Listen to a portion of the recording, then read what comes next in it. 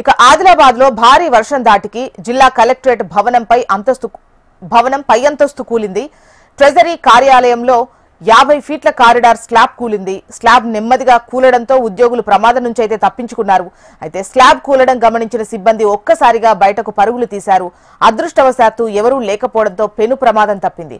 ఓవైపు మంత్రి జూపల్లి కృష్ణారావు కలెక్టరేట్ వెనుక భాగంలో గల సమావేశ మందిరంలో అధికారులతో సమీక్ష నిర్వహిస్తుండగా ఈ ఘటన జరిగింది. వెంటనే అధికారులు తేరుకొని రక్షణ చర్యలు చేపట్టారు. వర్షం దాటికి కూలిన కలెక్టరేట్ కార్యాలయంలోని భవనాన్ని జిల్లా collector Rajarshi Shah, MP Nagesh, MLA Payal Shankar పరిశీలించారు. వివరాలు అడిగి తెలుసుకున్నారు. సగభాగం కూలిపోయింది. ఈ రకంగా ఈ ఆగస్టు 15-16 తారీఖు మొదలైనటువంటి ఆ వర్షాల వల్ల ఇప్పటి వరకు కంటిన్యూ జిల్లాలో విపరీతంగా వర్షాలు కురుస్తూనే ఉన్నాయి.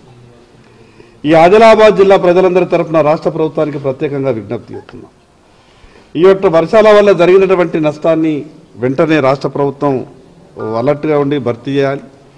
ప్రత్యేకంగా రైతుల విషయం, ఆ వర్షాల వల్ల పూర్తిగా పంటలు దెబ్బతినడమే కాకుండా పూర్తిగా నష్టపోవడం, వేలాది ఎకరాల్లో భూములన్నీ కూడా కొట్టుకుపోవడం, ఒక ఆందోళనకరమైన పరిస్థితులలో జిల్లా రైతాంగం అంతా ఉంది.